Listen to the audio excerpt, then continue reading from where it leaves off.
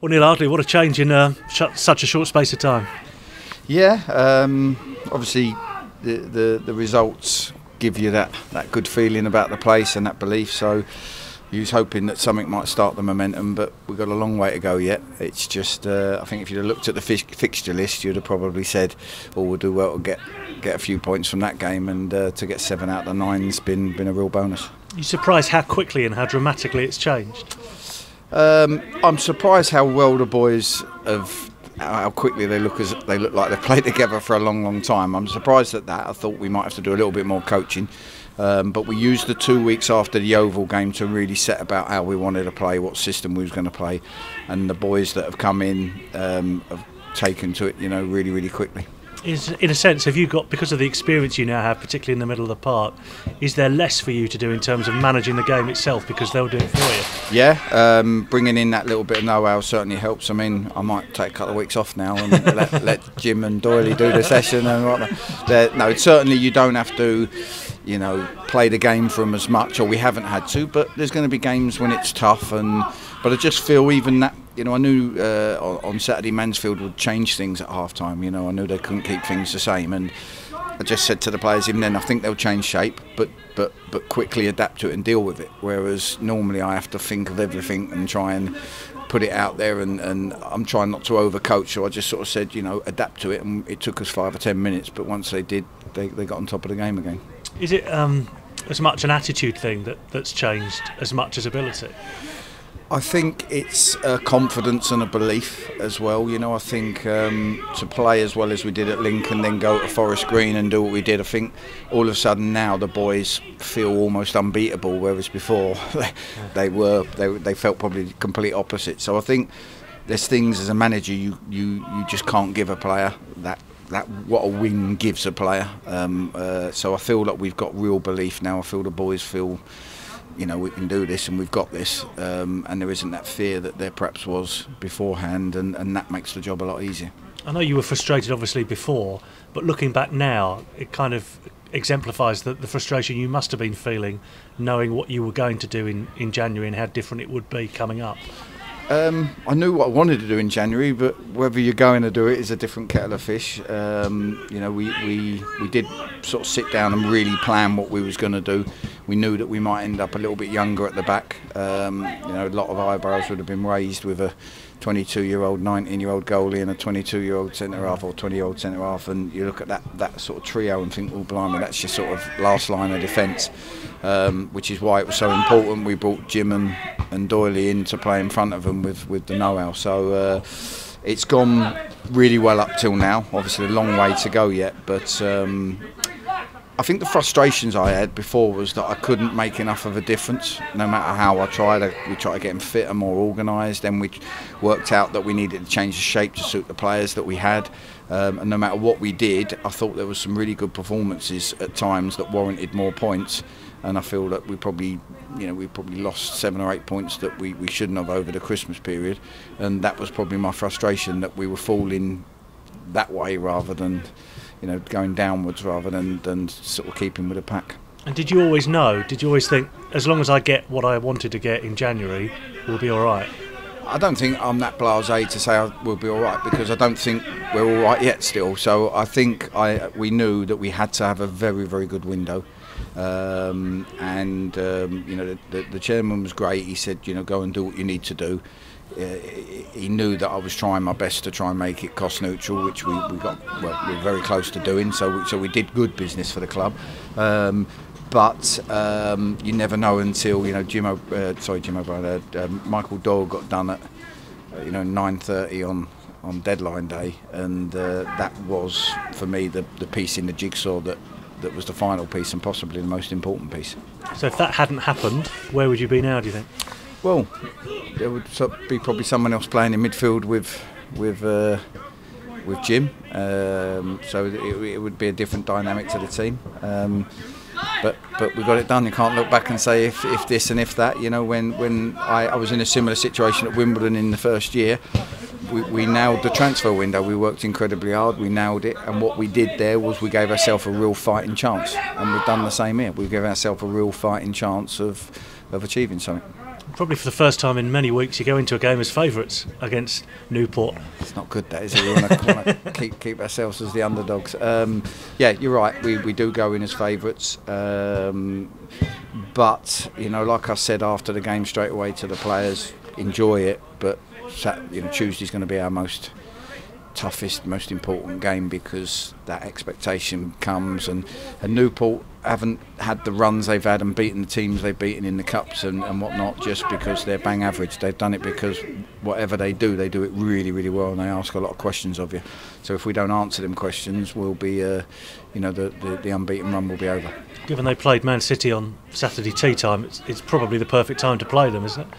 It could be. I mean, it could be after the Lord Mayor's show for them, and it could be after the Lord Mayor's show for us, with the game we had. So, I think they'll come with the right attitude, and it'll be a tight, tough game.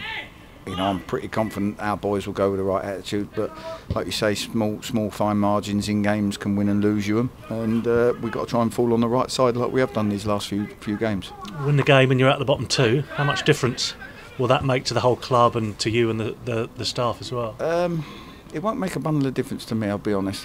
That's not me being funny about it. We win the game because we needed to get 8 or 9 wins, whatever I set for when we had 17 games left and we'd just done the window. And it is as simple as ticking them off. Every time you get a draw, you might have needed 4 draws. You tick one of them off. That's one of your draws that you've got. And you have to tick them off, otherwise before you know it you end up with 8 games to go and you need 6 wins and 2 draws, and it's almost becoming impossible. So the quicker we tick them off, the more leeway we give ourselves when it really comes to the crunch at the back end of the season. So whether we're out of the zone now, all that matters is we're out of it on May the 4th. Where are you injury-wise after what was presumably a very hard-working game on Saturday? Yeah, we've got a few niggles. I sort of said I won't think about the team until sort of tomorrow. I'll see how the boys are at the end of training today and mull over it. I don't want to change too much. You don't want to sort of disrupt the momentum if you can help it, but there is some niggles and some people that we'll have to make decisions on tomorrow probably. Thank you very much. Neil, mentally, I know the players will probably look at the league table and know they can climb out the bottom 2. How do you prepare for that as a manager? Do you try and tell them to ignore that? Or? Yeah, I told them from day one, don't look at the league table, because I think if you look at the league table, I said this before, Morecambe go and beat Port Vale, and you could go, Morecambe have beat Port Vale, that puts a dampener on you. But why? It's not in our control. We've done our job. We were brilliant. We won 1-0. We should all be happy. If Morecambe win, well done Morecambe. Yeah. And we go on from there. And you can get tied up in it. And I learnt that when I was at Wimbledon, because we had it. All the teams down the bottom, the first year we stayed up, were the most informed. The league table turned on its head with the last 10 games of the season. And all we had to do was focus on us. If we get to a certain points total, I believe that not everyone will.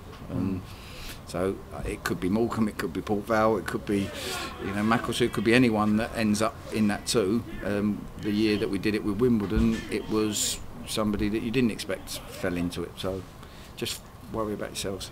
The back four, I mean, it's very young, as you said. How pleased are you with how they've come together?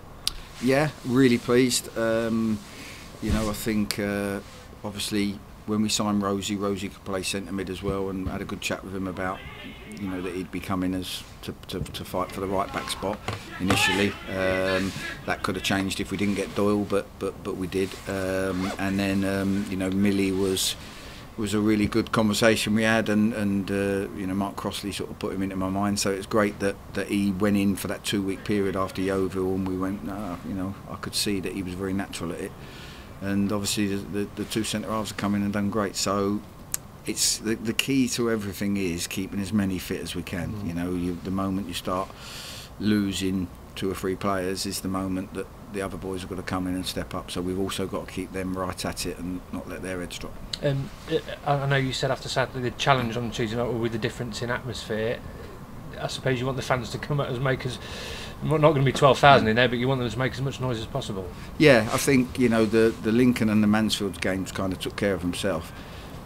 Forest Green we wasn't expected to win, and we had a great following and they were fantastic. So now it's that home game where there's a bit more expectation, and what if it's you know, 0-0 or we're 1-0 down after 70 minutes and they've been the better team, and what then, you know, are we all going to throw our hands in the air, or are we just going to keep driving the boys on and, you know, making as much noise as possible? And that's all I can ask, you know, is just get behind us for 14 more games and drive us on and push us no matter who we're playing against. Take expectation out the window just because we're playing well and the form's good, and every single point and every minute of every game counts. How did you go home and celebrate on Saturday night?